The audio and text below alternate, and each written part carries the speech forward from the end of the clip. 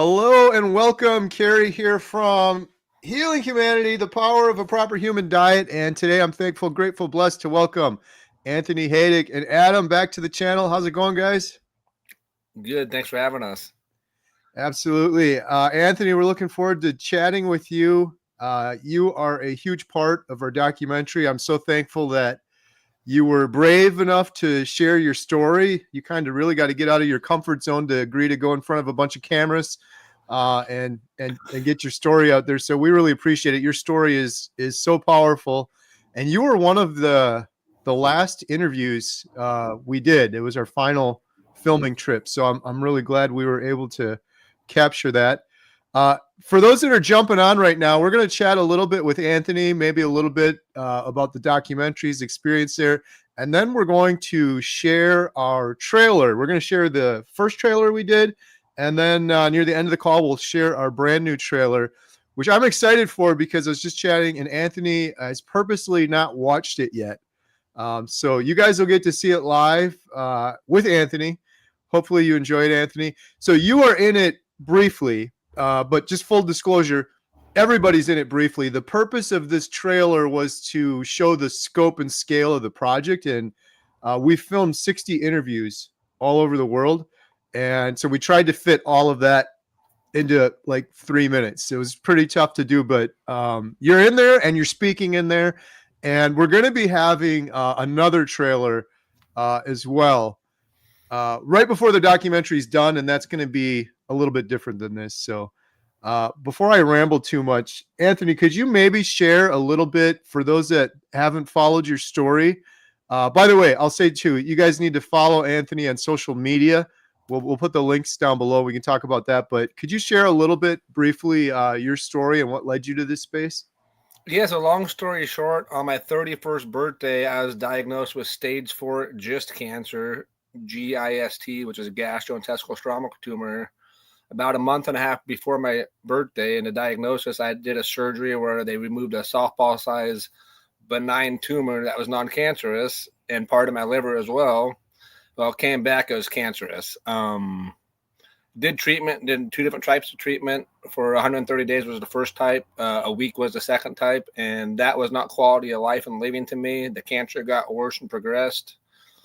So I made a pact to try to win naturally, or die trying. Did different diets 3 months at a time.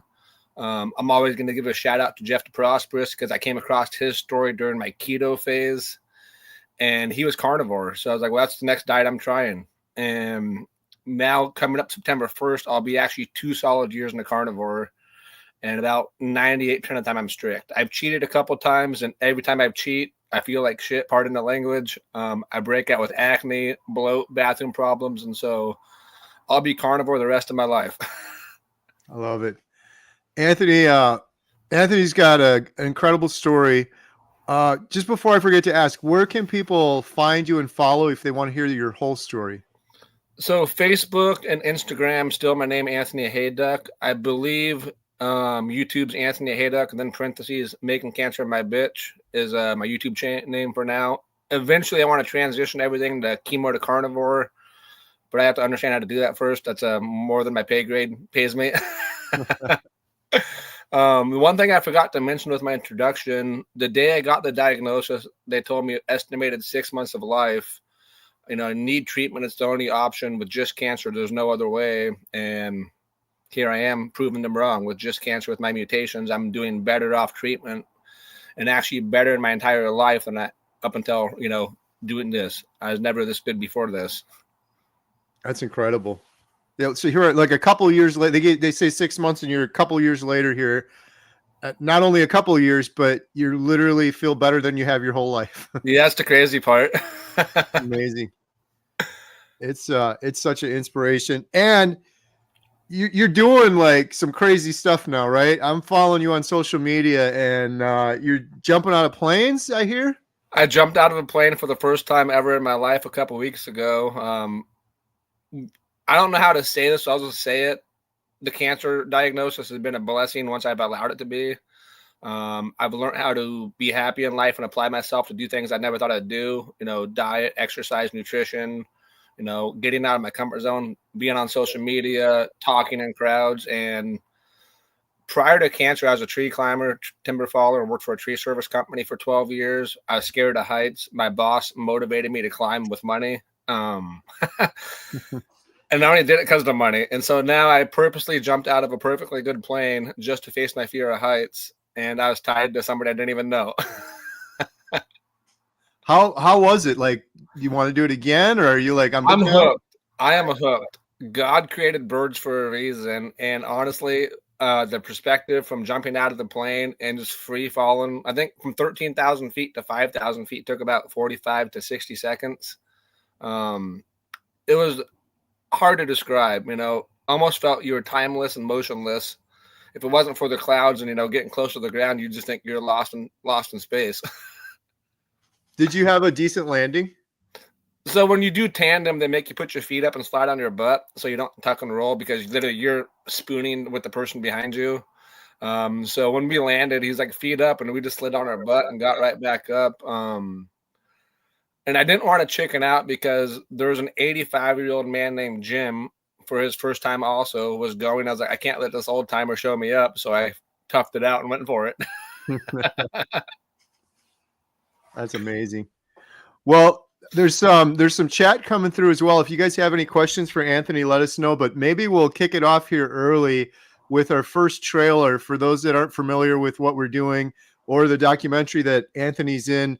I think the first one gives you a little bit of a taste of it, and then a little bit after that, we'll show you the second one. So here's our first trailer. And like I said, if you have any questions for Anthony, please post them in the chat. Here we go with trailer 1.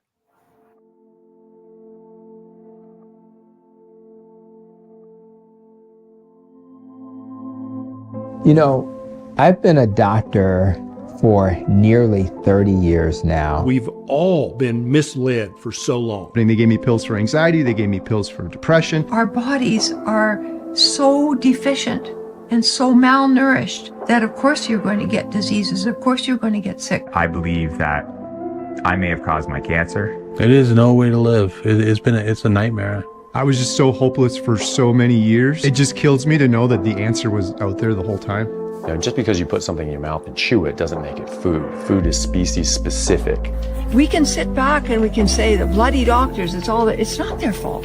They were trained and they're doing what they were trained to do. The thing that really pisses me off is that the people that we should have been able to trust, the literal organizations that we look up to protect us, are the people who have done the majority of the misleading.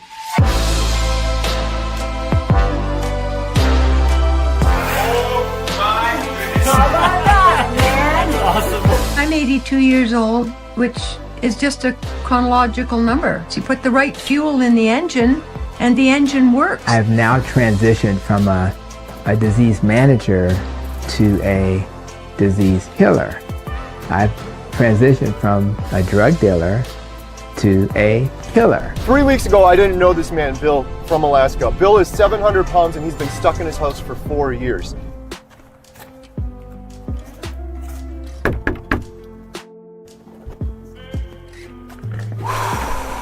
You nervous? I'm nervous, scary. I live in Alaska, the most incredible place on the planet. I had to have a toilet put, a few feet from my bed, which I can barely walk to as is. I have not been outside in over 4 years. This is life or death for me.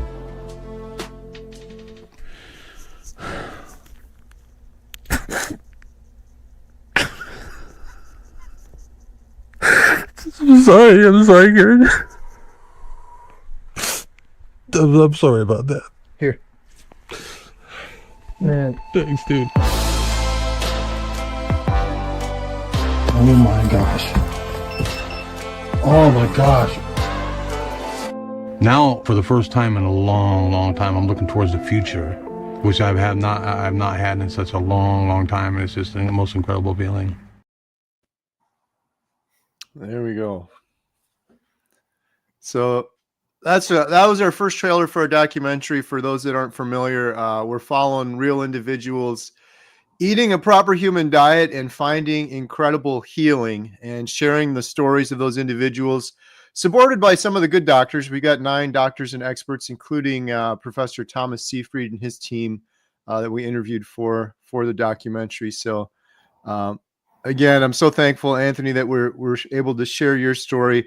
We weren't going to have cancer in the documentary initially. It was because of Jeff DeProsperous and his story. And his story is a huge part of the entire documentary. But because of Jeff, now we got you and Tammy Peterson and Professor Seyfried. And we also interviewed Brad and Maggie Jones on the cancer front. And is there another one, Adam? Am I missing any? I think that was it. Oh, I think you're muted, Adam. Seyfried's team, Jeff, and I think that was it. Yeah. All right, we got some chat here. Let's see. So Anthony, Maggie was in that, right? Yeah. Remind me of the Maggie challenge. Yes, that's what I was going to ask you about. Tell us about that. So first of all, when I seen Maggie through your guys', work you guys are doing, and you guys told me about the Maggie challenge, her carrying those grain, I think it's grain buckets, 50 pounds per hand, 100 pounds total, like a quarter mile to go feed the animals. And then I think Dr. Sean Baker had Carrie do it. I don't remember if you did it or not, Adam. And I was like, Barely. I'm my ego always gets in the way. I always try to do one level up with everything I do. And so instead of using 50 pounds per hand, I filled up 5-gallon buckets full of rock, which was about 79 and 80 pounds per hand. And I did the math wrong. I thought I did a quarter mile, but instead I did 30% of a mile. So I did a couple hundred feet more than I needed to do. And that was a humbling challenge. Maggie made that look a lot easier, of course. And from a cardio and strength perspective, I got to step up my game. Well, I think it would be harder the way you did it with the buckets too, just gripping the little handle on the buckets. That had to add some, make it a little bit tougher, I guess. My hands were really sore afterwards, especially with the neuropathy I deal with. But like I said, my ego at times gets in the way, and I like to push through the pain and push through the challenges. Just like with last year on 9/11, I did the Fallen Heroes challenge on the stair climber machine.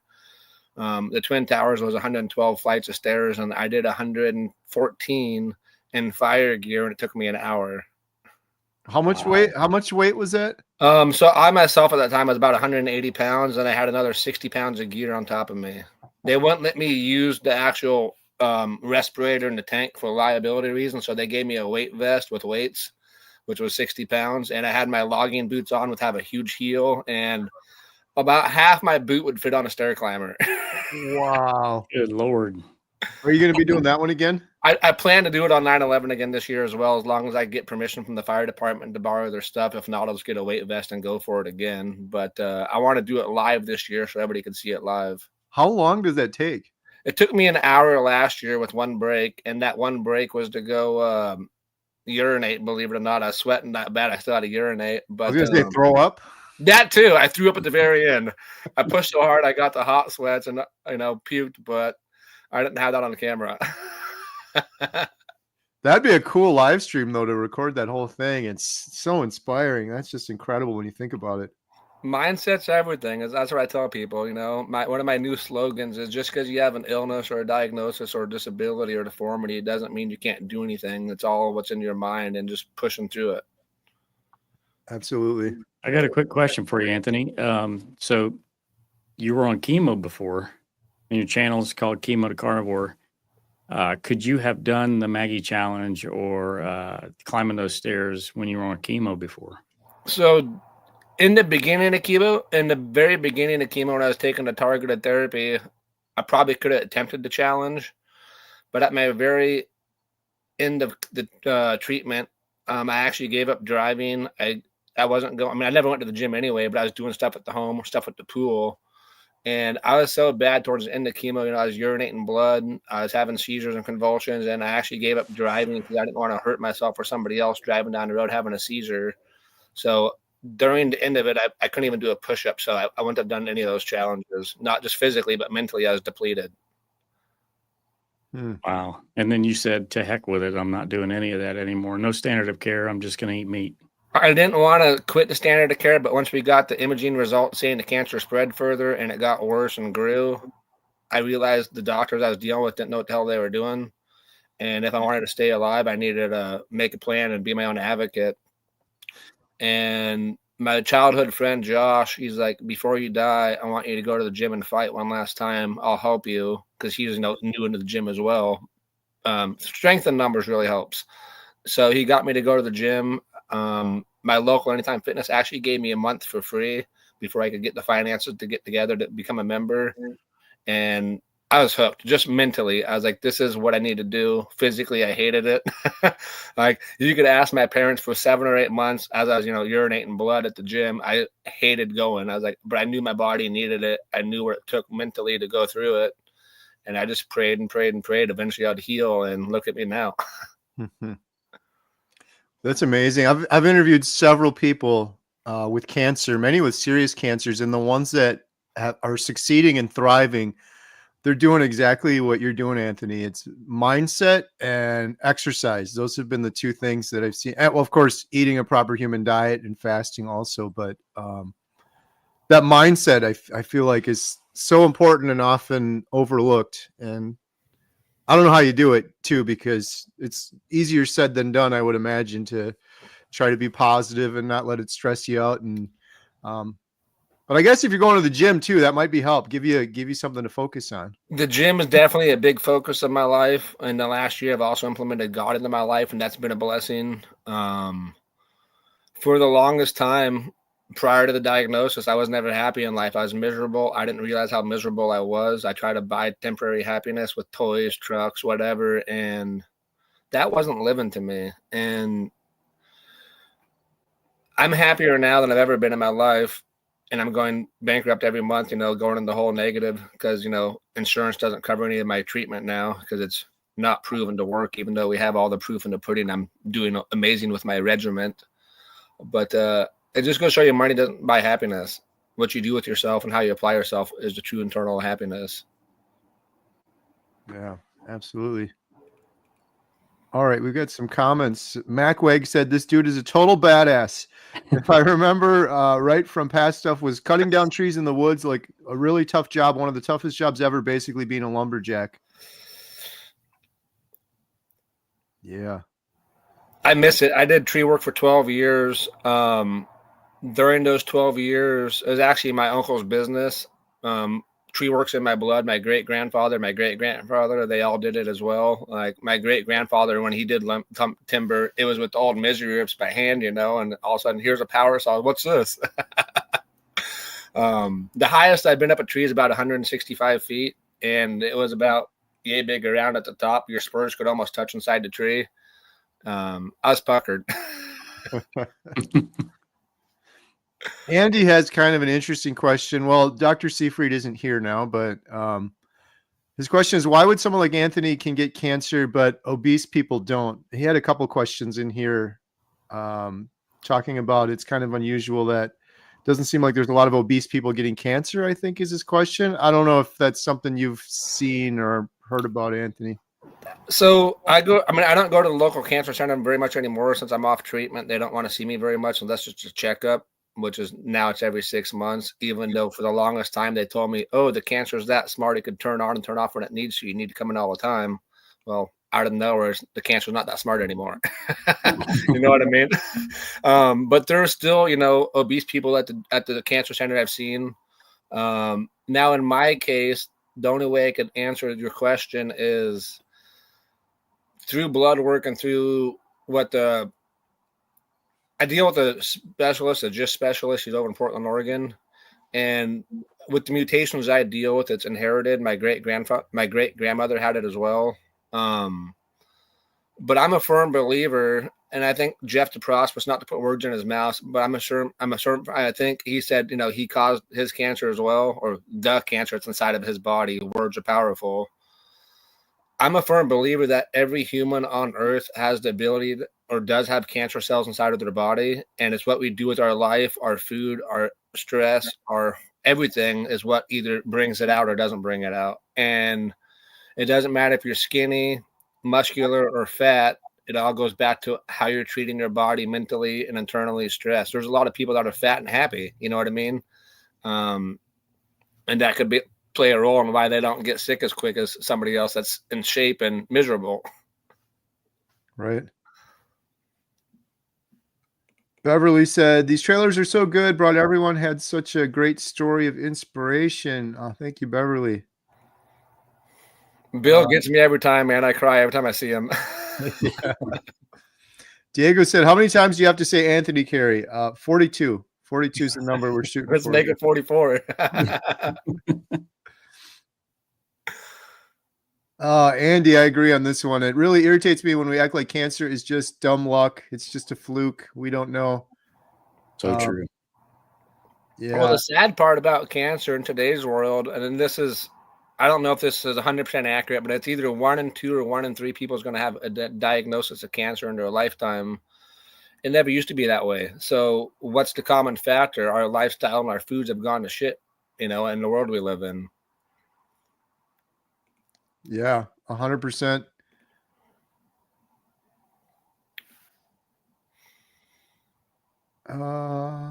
Hey, Bill Knott is in the chat. There we go. How's it going, Bill? Bill and Daisy. Awesome. All right. I thought there was one more question here. Let me see. Anthony, seriously, just want to say you are a gigantic inspiration. Appreciate that. It means a lot. I've said this a couple times in the past. I don't know if it's been aired or not yet, depending on what recordings Carrie's done with me. But if I hypothetically died tomorrow, I mean, it'd suck. But the fact I've touched so many people and helped other people in their life, that's what matters to me. It ain't about the money. It's about helping others in life and inspiring others, because we're all our own worst enemy mentally. We beat ourselves up all the time. At least I'm speaking from my own experience anyway. That's typical nature as a human. We have sinful thoughts, sinful nature, but we have to overcome that and be positive, because both are contagious. And I'd rather spread the positivity and help others versus, be that black cloud where nobody likes.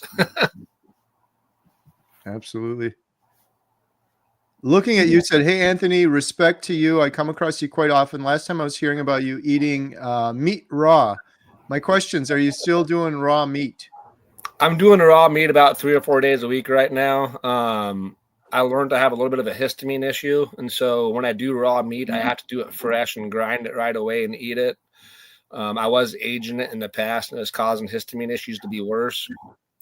Digestive was amazing, but I was having other issues. And so I got a grinder, luckily, from a friend of mine, and I just been grinding my meat in about 3 or 4 days a week, do raw. And it's once you get past the texture and taste, it's amazing. Do you salt it or not? I use salt, yeah. Okay. Yeah, that helps. Yeah, it adds a lot of flavor with the salt. Yep. And I also mix a raw egg in there. Kat had a question. How long does it typically take to reap the full benefits of carnivore? I think all of us could answer this question in our own ways, but I think the longer you do it, the better it is. And the more stricter you are, the better the results are going to be. From my own experiences, my first 3 months, I was pure lion. I was super strict, and that was the best I ever felt. After 3 months, I've kind of went more carnivore and not as strict. I mean, I'm still, not eating grains and carbs and stuff like that. But when I have let myself cheat, with an ice cream or some type of grain, I break out and bloat. I have the bathroom problems, I get acne, and it's just telling me my body doesn't know what to do with what I'm putting in my system. So it's easier to be just full carnivore, and could take 3 months, could take 6 years. It just depends on how metabolically unhealthy you are, in my opinion. Yeah. Adam, what about you? I agree with that 100%. So the longer I do this, the more benefits it seems like comes along down the pike. And there was so many right off the bat that was enough to convince me to never eat any other way. Now, can I say that I never will eat something else down the road? I don't know. But right now, no, I don't see that at all. And as time goes on, it just keeps getting better and better. Yeah, we had Emily on our membership site last night, and she's been carnivore 6 years, and she was just going off about how much better she feels now, even at 6 years, than she did at 5 years than she did before that, which is pretty remarkable. And I've heard that from several other people. I remember when I first started, I think I was on to like day 60, and someone told me it just gets better. And I'm like, there's no way. I feel so good right now. There's no way, but it just keeps getting better and better. But yeah, Kat, how long does it typically take? That depends. That's really hard to answer too, because the thing with carnivore is it's a healing diet. And depending on what you have to heal, it can take longer, and it'll prioritize the healing. And often we don't even know what healing we need. Like 1/3 of the population's walking around with fatty livers right now, and they don't even realize they have a fatty liver, for example. But a lot of people, if you're just thinking about starting, a lot of people notice something remarkable around 3 weeks. I've heard that over and over again. Not that they're fully healed, nothing like that, but they usually have this whoa moment around 3 weeks. Like, man, the sky looks bluer today. I feel happier today. Like I've got more energy. Something feels a little bit different. And that happens for a lot of people around 3 weeks. Some of the inflammation starts to go away, things like that. So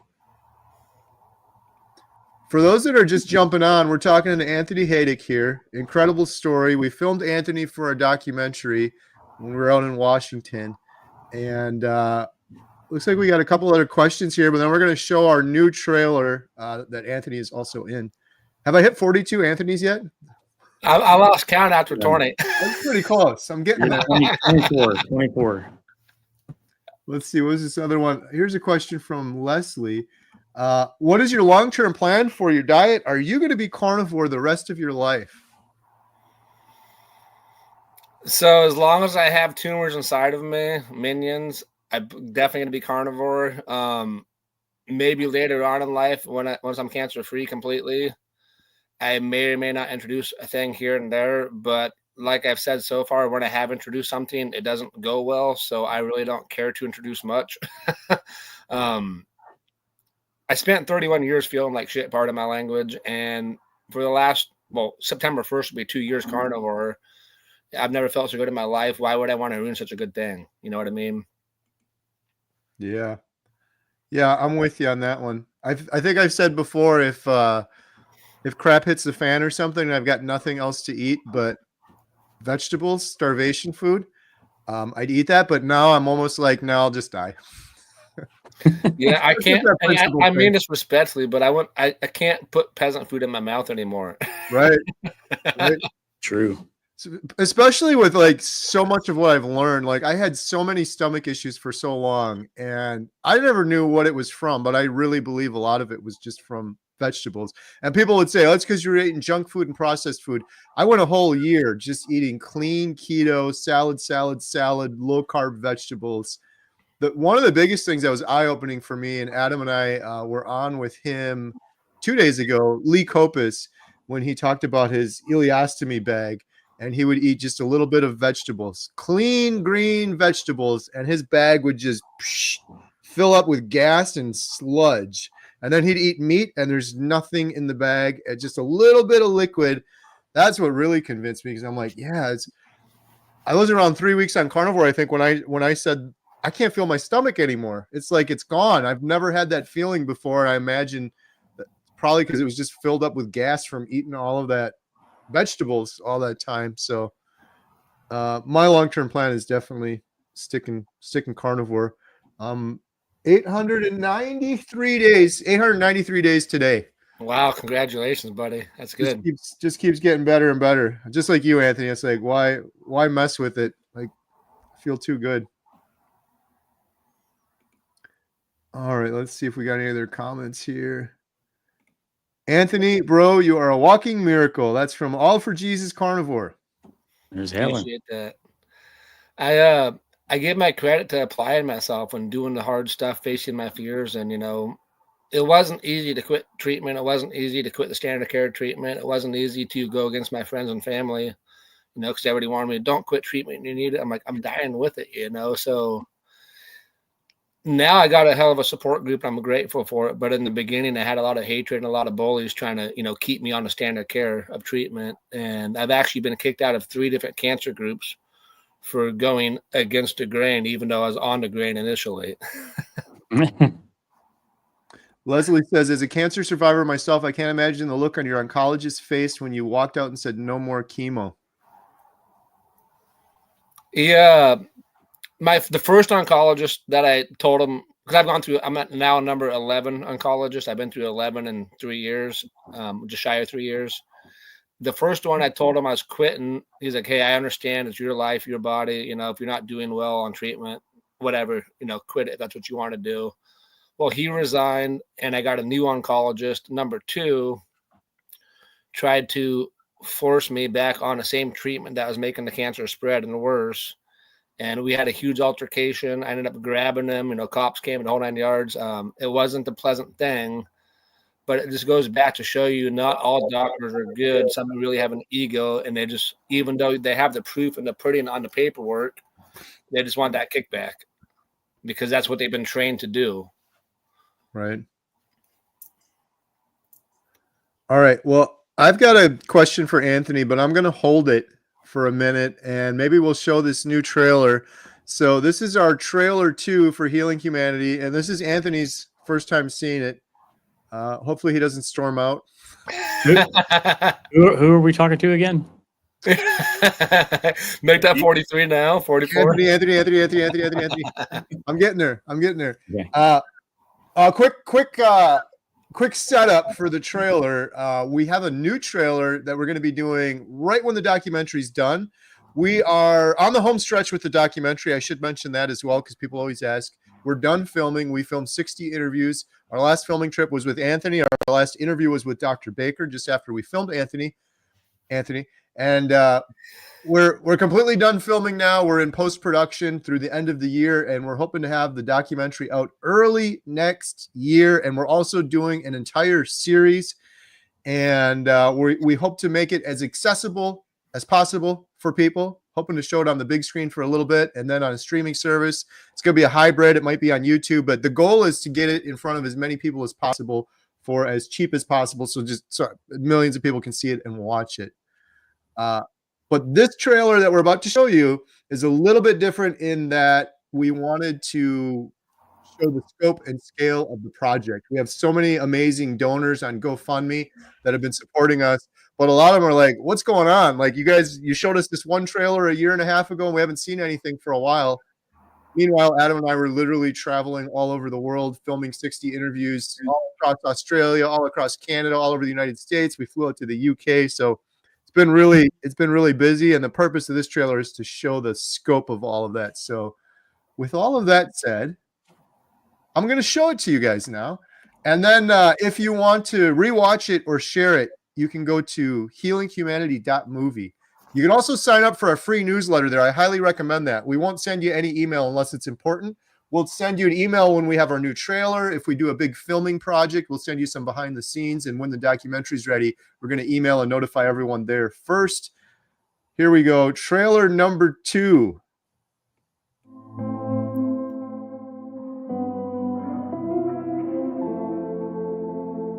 When I walk into a grocery store and see thousands of items on the shelf, that does not register in my brain as food. And of course it's not. This has never been food to any human being for the entirety of human history.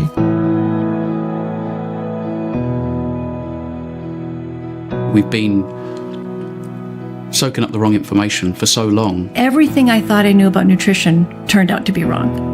And it doesn't take that long to figure it out if you look at the actual science. Your body, even though you feel like it betrayed you years ago, you actually betrayed it. I was following the rules and getting sicker for it. I was hopeless. I was really hopeless, and I thought, yeah, this is the way it's gonna be. I don't think I would have made it. I honestly don't. I mean, I was 69 pounds, almost hooked up to a feeding tube. I probably had 30 days left until I was dead. My thought was, I'm gonna die, and I'm not going to have a chance to tell everybody that I love them one last time. That's just more pills and more pills and more pills and more sickness and more disease. I look at people now on the street and I see them not doing well, and I just wonder what the food that they're eating is doing to them. We're learning from our past way of eating that somehow we're damaged and diseased. I want to live in a world where every doctor is not managing disease, but trying to get to the root cause of why people are sick in the first place. That's what being a doctor's all about, isn't it? Being able to take somebody who's got no hope and give them hope. And it's a real hope. It's a true hope. It's not a false hope. I'm not interested in any other profession.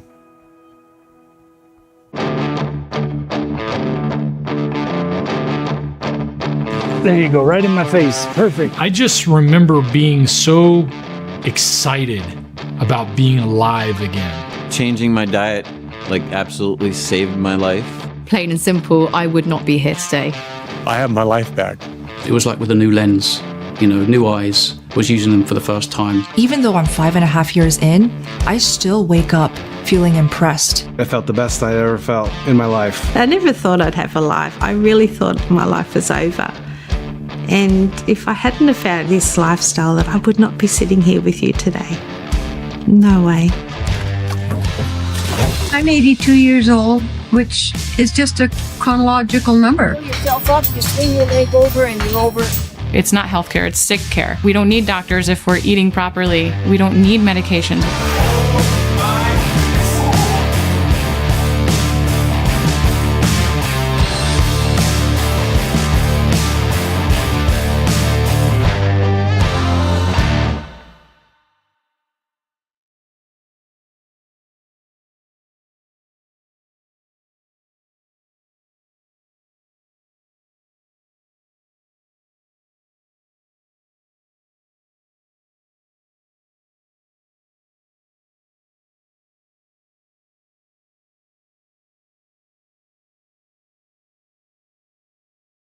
There we go. Wow, that's all I got to say. Oh, good. That is phenomenal. Oh, good. I'm glad you liked it. Yeah, it was a interesting project trying to fit so much into one little trailer. It was a little bit unusual, but yeah, we're really happy with it. We're really excited. More so excited to get this thing done though. Get it out there. So we're on the home stretch now, which is really cool. Yeah, that was. I mean, the first trailer was amazing, but trailer number 2, and like I said, I don't have much for words. It kind of left me speechless. Actually, seeing all the people you filmed and just hearing just a brief story. Yeah. And some of those people, I mean, I've met you and I met Adam. I got to meet Steven, and it was like, it just, there's no words to describe going from feeling like you're unalive to actually feeling like you're alive for the first time in your life. It doesn't matter what age you are. Right.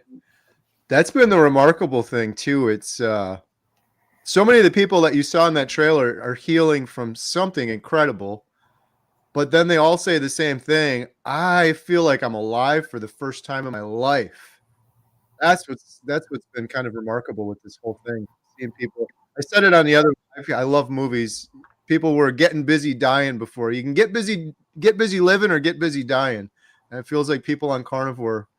It's a common thread. I feel like I'm living for the first time. I feel like I'm 20 years younger. And then they get kind of mad, like, you mean to tell me I could have felt this way my whole life and I was kind of living as a shadow of a human being for so long?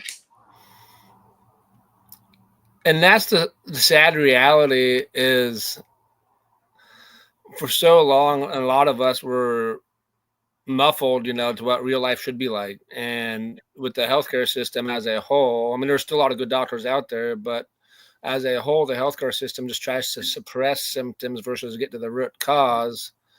And when you treat symptoms, you don't do anything.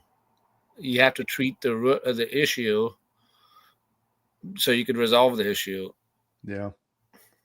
That's the documentary's twofold. The main thing are individual stories like yours, Anthony, and then the other part of it is supporting it with good doctors that are actually doing it differently, that are treating the root cause. That is a very rare thing in this world, but I think we need to celebrate it and put it out there to the world. Like Dr. Hampton said, I was a drug dealer, now I'm a healer. Like, that's amazing. Yeah. Getting people off their medication. I've talked about this before on the channel. I don't know. I just love this concept. I'll show this here real quick. People have probably heard me say this before, but maybe not. This whole positive deviance thing, where you have a huge, massive, wide-scale problem. So if you imagine all those dots, imagine those as doctors. you have millions of doctors, and they became doctors because they wanted to heal, but almost every single one of them is failing. They're not healing people because they're not treating the root cause.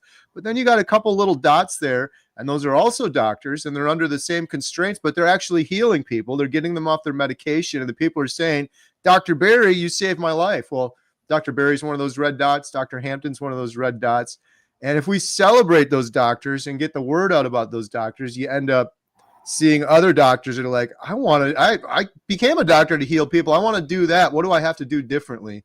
So highlighting those positive deviants and the good doctors that are brave enough to do something a little bit different, but they're actually healing people, needs to be celebrated. That's why sometimes I got to give a little disclosure. Like, I'm not just trying to flatter these doctors for the sake of it. I think it's really important that we elevate what they're doing so the rest of the world sees it, and that's how we're going to change things, hopefully. Well, if I remember correctly, Kerry, didn't you used to have like a whole tray of pills you'd take on a regular basis, and one day you're like, F it, I'm done with these? Yeah. Well, I did a video. Well, full disclosure, I weaned off of them properly because some of them were serious, like for depression.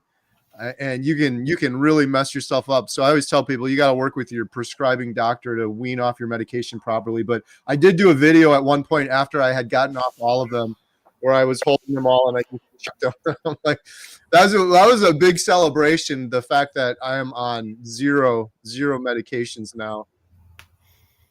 Yeah, because you were on quite a bit, and I myself, at one point in time, I was on like 6 or 8 different prescriptions as well for heart stuff and everything else. And I've actually been through 3 different heart doctors, and this third heart doctor, and this is what I don't know if I've said before, I used to deal with seizures as a kid. Well, at 18, this is when seizures started happening, and they were just intermittent, once a month, maybe twice a month.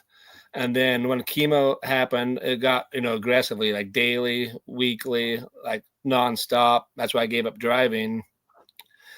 Well, knock on wood, now September 1st, I'm 2 years in the carnivore, and I've been seizure free now for 2 years, for the first time ever in my life. And when I seen my heart doctor last time, he tried to re-prescribe me heart medications. I'm like, dude, did you not listen to my 10-minute speech about how I'm not having heart problems anymore? I'm not having seizures anymore. Or why in the F you trying to prescribe me something again? Oh my goodness. It's crazy. Amazing. It just goes to show you that doctors, like you said, good doctors need to be contagious towards the ones that have the egos, because we were all trained wrong at one point in time. Yeah. You have to be open-minded enough to be untrained or retrained. Right. Well, and sometimes I'll hear people say like, well, you can't blame the doctors. That's all they can do is medication. I'm like, I can blame them all I want. Like, you became a doctor to heal someone. These other doctors, 9 that we have in the documentary, they found a way to heal people. And then I'm like, I'm an idiot moron homesteader. I was able to stumble around on YouTube and figure this out. If it was my profession and my purpose in life was to heal people, you should be able to figure that out or do it another way instead of just giving people more and more medication, which clearly isn't working. 100%. We got a $2 super chat from Susan. Thank you, Susan. Appreciate it. And your question is, would you try to interview RFK Jr.? He's a little busy, but how amazing. Absolutely. We've shown this trailer quite a bit, and I have had so many people say, you got to send this to RFK. Make America Healthy Again needs to know about this, all of it. Believe me, we've tried, but the best thing I can tell people, because a lot of people are also very nice, and they're saying, how can we help? You guys can send it and tag them. Like, the more people that send the trailer to RFK, for example, the more likely it is he's actually going to watch it. We have tried many times, but we probably had like 25 comments saying that. Did you guys send this to RFK yet? I'm like, we did. Please do it also. Please do it also. Like, post it on Facebook, tag them, tweet it out to them, email, whatever you can do. But yeah, 100%. I would love to, for sure. Strength in numbers works good. That's right. All right, let's see what else we got here. Anthony, you are a miracle. Absolutely. Thank you. What else we got here? Okay, so I just wanted to make sure I got all the questions. I think I got them all. WE Network. I'm crying. It was so awesome. Oh, thank you. And sorry. And you ain't seen nothing yet. Just wait. That's the truth. Anthony, you're doing some crazy adventures. You just went skydiving. Do you have any big adventures coming up soon that you're planning? So actually on 9/11, I got the stair climber challenge for 112 flights of stairs and hopefully fire gear, if not just a weighted vest equivalent fire gear. September 14th, I am doing a Spartan race. It's a 10K with 25 obstacles. I've never done one of those before. I did a Tough Mudder, which is an off branch of Spartan last year, and that kicked my butt. But I've been training for it a lot more, and so I'm excited. I'm actually in the middle of working on an edit of my own life from birth till the cancer journey. And one of the background songs is Tim McGraw, Living Like You're Dying. And so I'm trying to implement that song into my own life, so that's why I jumped out of the plane, facing my fear. I'm trying to go find a place I could rock climb, not outdoors, of course, but like a safe place. So I don't, if I do fall, I'm okay. Yeah. I'm just literally just trying to find everything I'm scared of in life and do it. I tell people it's okay to be scared, but it takes courage to face your fears and go through it anyway. And honestly, without the fear, more than likely you're going to have something go wrong, because fear keeps you on your toes and keeps you balanced on, okay, this is my next move. You know what I mean? Keeps the cockiness out of it if you're not fearless. Right. And it seems like in life, everything that we fear, that we get through that fear, like the best stuff is always on the other side of it. For example, you going skydiving, you had to be pretty terrified, but how awesome was that once you landed? Honestly, I was perfectly fine. I was nervous about it, but I was perfectly fine until that hatch opened up. And as soon as the hatch opened, I'm like, this is reality. I can't back out now. I mean, I could, but I'd look bad. And I was tied to the instructor, and he's like, you ready? I'm like, not really, but here we go. And he takes his leap, and I go with him, of course. Within the first 5 seconds, my heart dropped. I'm like, oh shit, this is the end. And then once we got out of the plane and the plane was kind of, gone, I was loving it. I don't even know how to describe it. I want to go back again. It takes 25 jumps and a course, so you could go by yourself. So the goal is to go 24 more times and see if I could pass the course. I could go by myself. That's incredible.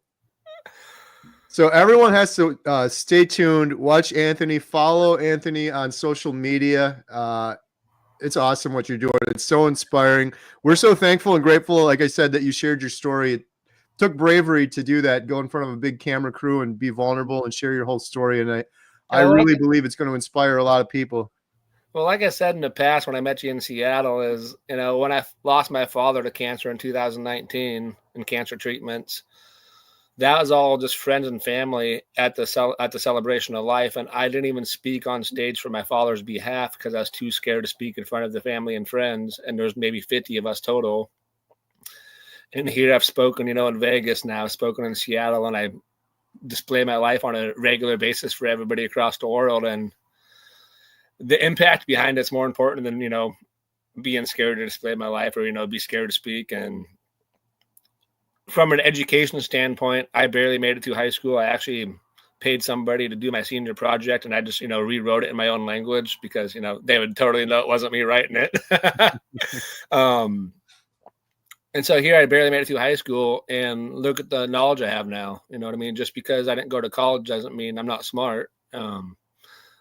Just apply yourself in the right pathways. And like you said, everything you learned is at the tip of your fingertips, either on a cell phone or on the laptop. And you have to either entertain yourself or better yourself. And my beliefs is if you better yourself, then you have time to entertain yourself. But if you entertain yourself first, you're going to have a miserable life. It's true. Good way to look at it. Great way to look at it, for sure. Awesome. Well, we really appreciate you, Anthony. Thank you so much for joining us today. Thank you for sharing your story in the documentary. And thank you, everyone, for coming on and asking questions and giving some support and love to Anthony. We really appreciate it. Is there anything else I need to mention before we wrap up, Adam? Nope, that's it. We have another stream coming in I don't know, what is it, half hour? Half hour. Mr. Yeah. Dave Mack. Yep. Oh, nice. Dave's a good guy. Yeah, he's the best. Awesome. Thank you so much, Anthony. Appreciate you. Have a good night, everyone. We'll see you guys on the next one. Bye, everybody. Bye, everyone. Bye, everyone. Beep.